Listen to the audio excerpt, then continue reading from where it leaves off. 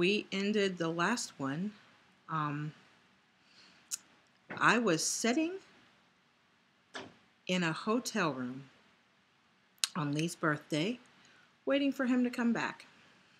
And that never happened. And I was livid. Really, really mad. So I got in my car and I drove home. And I don't know where he went or what he was doing. And at that point, I didn't care. I just knew that he had left me in a room, promising me that he would come back. And at that point in time, I had felt that we had this undeniable connection already, and I was even more so hurt because we had this connection between us that he didn't come. So I went home, and I had vowed that I would never talk to him again. I was so upset, I was so hurt, and I was so angry because I knew that he had either I knew that he had lied to me, and I knew that he was probably with somebody else and that he was lying about cutting that out. So I went home, and I was pissed. So I talked to a friend of ours online that night, the mutual friend that Lee and I had. And he said, "Have you talked to him?" And I said, No, I haven't since I left. And he hasn't texted, he hasn't called. He just left me sitting there and didn't come back. So it was around midnight or 1 or 2 in the morning when I came home. And I just came home and went to bed. So he was trying to be concerned. Or I didn't give a shit where he was. I was mad. And so he kept telling me that he had been trying to text him, he had been trying to message him on Yahoo, and he had been trying to email him, and he was not getting a response from him. And I told him I didn't care. I didn't care if I ever talked to him again. And then I felt something inside of me that felt urgent. It felt deep, and it felt hurt, and it was like a dark place in me, and I didn't know what that was. I can remember just laying in bed, and I just dismissed it. I thought maybe I was coming down with something. And then the whole next day went by. My anger was subsiding because it was overridden by these feelings that I was having that were dark and painful. So painful. And our mutual friend would message me on Yahoo, "Have you heard from Lee? Have you heard from Lee?" Haven't heard from him and don't want to hear from him. So just leave him alone. I'm not feeling well. So he was becoming more and more concerned about where Lee was, and I still could give a shit. So I laid down. 3 days of this, me feeling really, really sick. I opened my computer, and I was contemplating what I was going to do. So I got on Yahoo, and I sent him an instant message. And I waited, and I waited, and I waited some more, and he didn't respond. And so at that point, I was like, well, that's all right. I didn't want him to respond anyway. But I found myself becoming sicker. Is sicker a word? I don't even know if sicker is a word. But I found myself feeling more sick and empty and tired and dark and depressed. And it was just a very odd, empty feeling. And I just really thought that I was coming down with something. And it was 3 days before I was sitting in front of the laptop on the couch, and I saw Lee come online. And at that point, I was relieved because me and his friend had not heard from him in such a long time. And it was a scary feeling, but he didn't say anything to me. So I messaged him and I said, "Hey, how are you doing?" And I saw the little line across where he was typing. There he is. So, Glad he could join us. I love you. So, the death was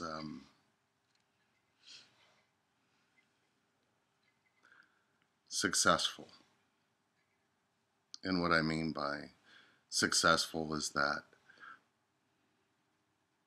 everything that I was died. I didn't have no other choice but to rise from the dead. Ooh, like that. That Okay. part Sorry. you need to delete out. I'll bleep it. I'm not going to go into details as to what happened, but I will tell you that my truth was now my only beacon of light, which all needed to come out slowly but surely. When I came back, when I woke up, I remember doing what I did, but I also remembered why I did it. And in those last few seconds that I can remember before I can have this little blank spot, nothing mattered. Nothing I could think of was even mattering to me or to anybody else for that matter. The thing about matter is that matter will give you the truth. Your life will flash before your eyes. And the thing that you want to remember the most is the love that you felt. And I think coming back, that's the same thing that brought me back, was the love that I could feel. And I knew who it was. But now, how was I going to embrace all of that pain to become the man I needed to become? So I knew that I had my root now, which was kind of important. But I also knew that what I had been using for selfish reasons for such a long time. So flash forward to the instant message. And I was pissed. Still. And I told her the truth. Told her what happened. Told her that my reason for doing so was I should have never been born. Went through the whole thing of just telling her just simple statements. I wasn't seeking validation. I had validated exactly what I needed to understand about myself. The root. It took you some time to come down off of that, but then I started making significant changes. And the actions are what actually really made the anger go away. Because it was shortly thereafter that I moved out the person who was in my life at that time. I was making significant changes in everything that I was doing. Breaking off seeing and doing the things that I was doing. And the most prominent part of this was that I needed to start looking more at myself. And I started writing. And in that writing, it was broken. I could see that I would write about different things that I had experienced in my life, but then it was like there was this other voice that kept trying to write for me. And I didn't know what that voice was. I didn't understand it. And this writing was way different compared to the writing that I'd been doing, because I was writing some pretty good stuff. I mean, some good stuff. But I now realize the source of where that good stuff came from. She was living it and I was writing it. She was just living it with the wrong damn people. But I was in a marriage still, but it was coming apart. He was after I moved mhm, her out. it was coming apart, and Lee and I were spending more time together. And No. Wait, we got to go through me moving out and moving out the person in my life at that time. Oh yeah. Well, yeah, because it right. led up because Right. the anger subsided in her. Mm-hmm. Yeah, I wasn't as mad anymore because I was But concerned. she still didn't see enough to say, I'm going to change my No. mind and you're the person I'm going to be with. No. So she I was sustained living. my marriage. You sustained your marriage. Mm-hmm. And during that sustaining time, what ended up happening was that she literally she would see me. And I think one of the times you actually stayed with me before then. And then, this is coming right out of October into November. And it was just, we could feel the connection a lot more strongly because of this darkness that consumed me. And as I started to try to peel back the layers of the onion, so to speak, it really turned everything on. And I really wanted to really be who I knew I was, that I am now. I was really trying to pull that out. And it's really hard when you've created so much pain around you. It's really hard to go back and look and say that I made these choices and I hurt these people and I did these things. And then I didn't have any reason as to why I did it. All I had was, I did what I did. I didn't go back and start doing the root work yet. That was coming. And the thing was once I found one root, I didn't realize that there was going to be a field of them. And the dream started with the tree. And the tree dreams. The big, huge tree. That it seemed to be that's where I was stuck in my dream quite a bit. And I would tell her about him, and I would tell her about the man that was in the dream, and we kept talking about this man in the dream. We talked about him for a couple of weeks, and then I was telling her about something, and for some reason while we were talking, I ended up calling her kid. She goes, my dad used to call me kid. I said, really, your dad? She goes, yeah. She goes, my dad used to call me kid all the time. And I was like, you gotta be kidding me. So I was just like, well, where's dad? She's, well, my dad passed in 1995. Like, oh, well, I'm sorry to hear that. She goes, well, he drank himself to death, but he died of a broken heart, just as anybody would when they went through what your father went through. But needless to say, the reason I'm going this path is because there's some things about this particular thing that really changed everything. She started to tell me about her father a little bit, and then she sent me a picture of him. And when she sent this picture, I looked at the man, then I looked at him again, and I looked at him again, and then I said, that's that son of a... Anyway. Thank you for not making me bleep that out. That's so sweet of you. I caught myself. Gosh. This man had been in my dreams since 1997. Driving in a very fast car, which she called the judge. It was his car. Well, I described it to you, and you said, the judge. And I went, who's the judge? And then I thought, why did I say that? Because I'm a car guy. We'll talk cars a different time, different video. But I'm not going to have cars video. I mean, unless it's for the man's group. You can do that in the man's group all day. So he would drive me in a car, and this guy would terrorize me in my dreams. And he stopped kind of terrorizing right around maybe 2005, 2006. He didn't really terrorize as much as he did just show up and just kind of look at me like I was just crazy. He'd always be shaking his head in the dream. And during the time that I was at the tree, he was showing up there and just saying simple things. Simple things like, you know, why do you think you went through all of this? Why do you think you're here? Did you have an awakening? Oh, it was definitely more than an awakening. And we would just talk. It was almost like in my dreams I was talking a lot. My brother was like, "You're talking in your sleep." Okay.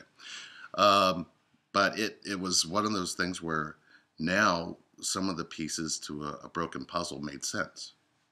And I didn't understand what that was all about, but they only got stronger in death, coming out of it. And when I started to tell her about some of the things that he was talking to me about, and then there was this one particular dream where I was telling her about, and she said, and it was the dream about the van, being in the van with him sitting in the back, and he was in the van, and his buddy reached over and he fell out the car. Oh, yeah, that's... And she said that really happened, and I said, "Excuse me?" And she said, "Yeah, my father was, that really happened. His buddy and him were in a fight in the van." It really wasn't his buddy. He was his arch enemy. My dad was, yeah. Acting like it was his buddy, and he was driving him home because he was drinking, and the guy was drunk and reached over and fell out the car. And then, you know, he kept going, but he didn't think nothing of it and didn't realize another car had come and it hit the guy and killed him. But I was telling her that because for a long time people thought he killed him. So now she had more than enough clarification, and I think for both of us it freaked us out because we were like, how do we explain that? We don't. We don't. And if this is out there, we explained it. It is what it is. Just go on. Okay. So after we started, that way? Does anybody else ever feel that way? They feel that way. They think, "Oh yeah, I've lost my mind," and that's the purpose. I did lose my mind. I lost it. You can't explain it. Just don't try. On purpose. So we were talking again, and you know she was venturing over to see what things were like, but she was going back home, and her personality had now split. And I was thinking that, you know, I didn't know at this point that she was married, that the marriage had already taken place and those things had happened. And she didn't. But we'll get we got to rewind. We will. So, you know, Thanksgiving's coming around, and, you know, I'm going to go spend some time with family, and she's going to spend time where she was with her family. And that night, I remember going to bed, and I remember going into a really deep sleep, and then, like, at some point, Thanksgiving, or the morning of Thanksgiving, I remember there was like a steel cold feeling that came in my heart, and I thought, oh God, you know, what I did caused something bad. Now I'm screwed. Let's rewind just a little bit. Yeah. We're going to rewind just a little bit to where Lee would tell me that I've changed. I'm changing. I'm a different man. And that takes a lot for somebody who had been through what I'd been through with him and knowing what he was out there doing to believe. So, I'm changed. I'm this new guy. And but the funny thing to me was, I can see you. I could feel him. And there were times when we would log off the computer because we talked every night on IM. Every night we were talking on Yahoo IM. And sometimes it was just funny stuff. Sometimes it was serious stuff. Sometimes it was, you know, where's this going? Sometimes it was about our connection that we were feeling. But we would get off the computer at night, and I would go to bed. And I would feel him. I would feel, ooh, how do I keep this PG-13? That did it. That did it. I would feel him with somebody else. I would feel things going on in my body. I would smell him. I could almost feel him with me, but he wasn't there. So I knew that he was sleeping with somebody else. I knew that he was with somebody else. So I would be pissed off. I don't know why. I would be pissed off, and I would call him out the next morning, or not call him out, which was even the worst idea, because then I'd be like, what's going on? Nothing. You okay? Yeah, I'm fine. And that was the whole conversation the rest of the day. And old habits die hard. I don't do that. Yeah, I do. I do sometimes. I really do. I do that sometimes. Well, you should know when a woman says I'm fine, it means I'm really not fine. Everybody knows that. Everybody but you. If you're in this connection and you say I'm fine, that's permission to run. You can't give them permission to run. I'm just saying. Okay. Back then, when you don't understand what this is, we are so wrong for that. Yeah, I'm sorry. Okay. So, so this went on. This went on for a couple of months when this was happening. When he was declaring chainship and telling me that he was a better man. But my actions, come on now, your actions were better. As a matter of fact, he was home every night talking to me on the computer, so I knew that he wasn't out being a complete jackass, but, he was still living with somebody. No. Oh, no, you're right. You had her. No. Yeah, you had moved her out. She had, yeah. And it wasn't every night. Yeah. It wasn't every night. There were nights where it wasn't, right? But you, I had asked you to get it together and to prove to me that you were... I just wasn't fast enough. Right, who you said. I was very impatient. This was the constant, you're a slow learner syndrome that I went through that was being told to me over and over again. It was really, I'll give it to you this. I'm going to say this because I've always wanted to say this to you. You were a slow learner. You didn't, you were never judgmental. You were never attacking. You were never why. You were never, you going to tell me. But you're a slow learner. Right, because you were. There you have it. Mm-hmm. So, because you weren't getting it. Well, being my friend, I mean, you just didn't, you would say it, but I wouldn't catch it. I was catching some things because at this point I would say, I see us together someday. Someday. And I would say, do you know what I heard? Yep. I heard someday. And I would go. And some days... You didn't hear we're going to be together? Some days not a day of the week. I mean, someday... But I said we're going to be together. And this would cause, just like just now, what you just heard, that's the way the conversation would go. So what do I have to do to make it to where it's this day or the next day? So even with some little things, I would say, hey, what are you doing? Right now I'm doing this. I'm going to marry a rock star someday. No.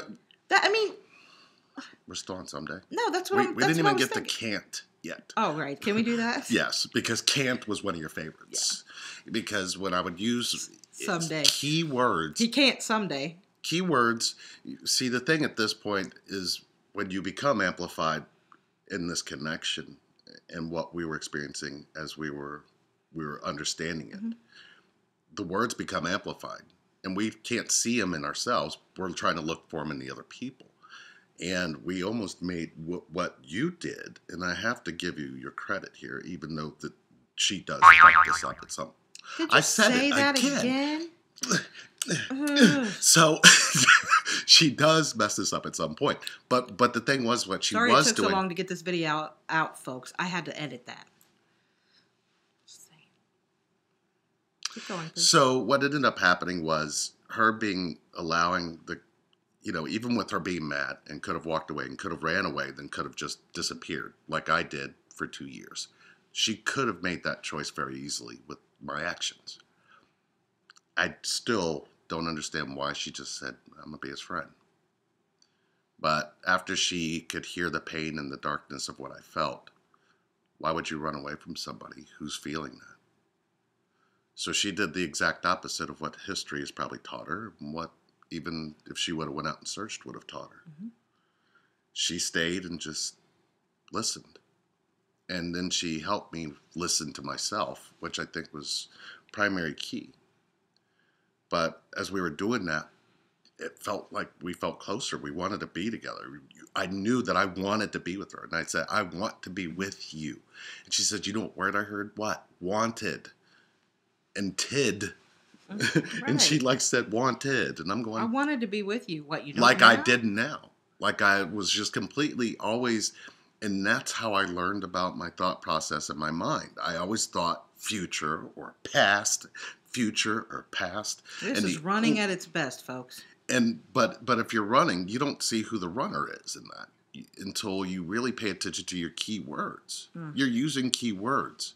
If you're on fire and your flame is lit, and all of a sudden you're choosing words that are saying, well, they're running, who's running?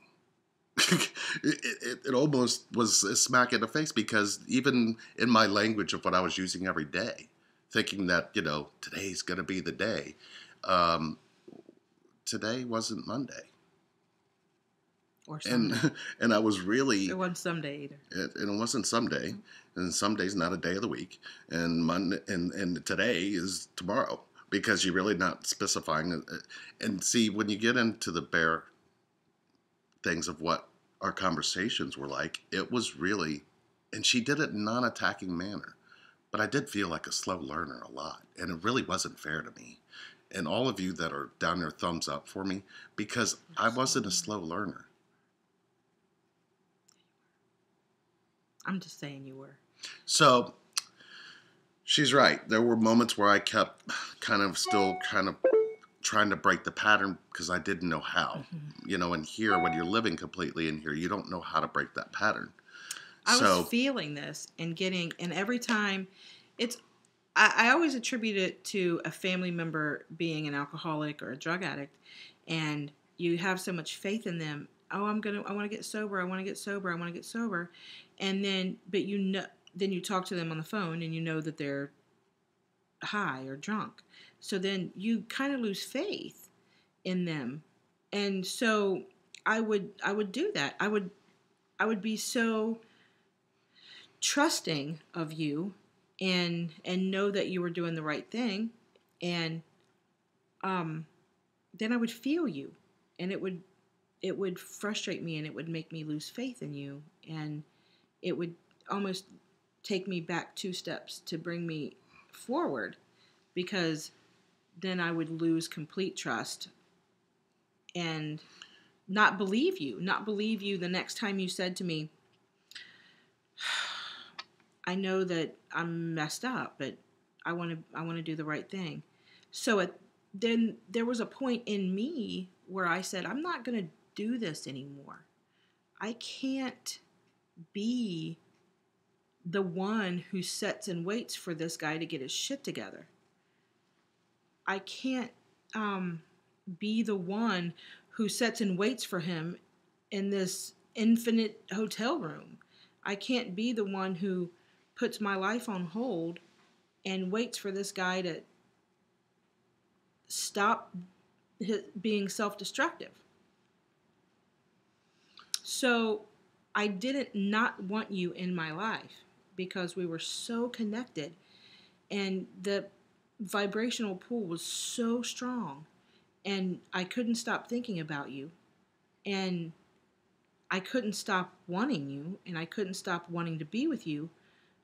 But I didn't want the mess. I didn't want the lies, and I didn't want the trust issues, and I didn't want any of that. So the best alternative for me was to just be his friend and talk to him and just be his buddy.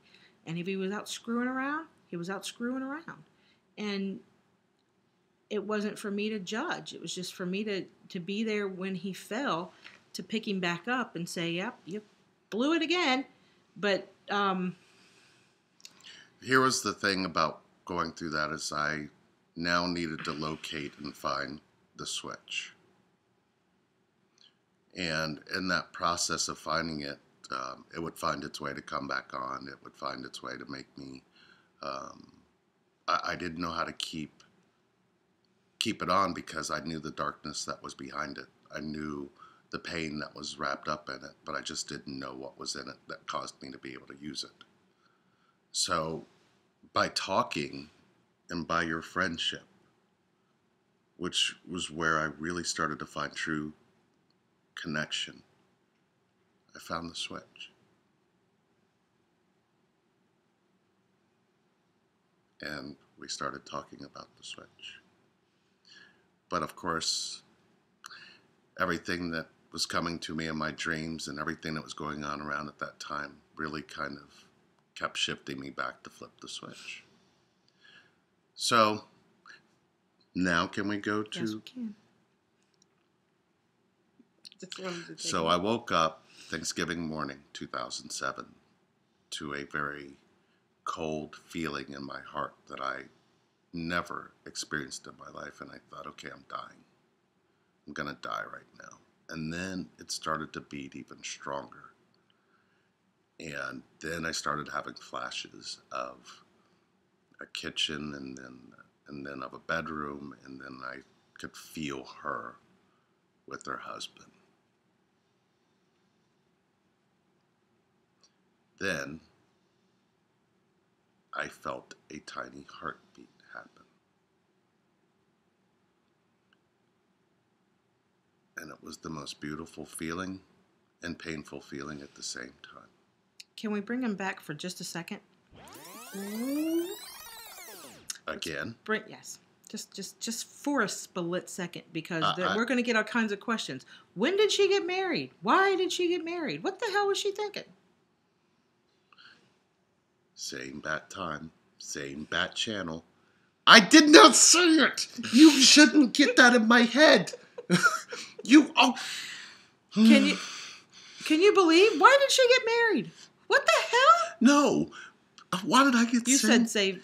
You got it in my head. You said save bat time, same bat channel. But you're a Superman guy, and you said the Batman stuff. I get it. All right, so why did Sherry get married, and when did Sherry get married, and what did Lee do?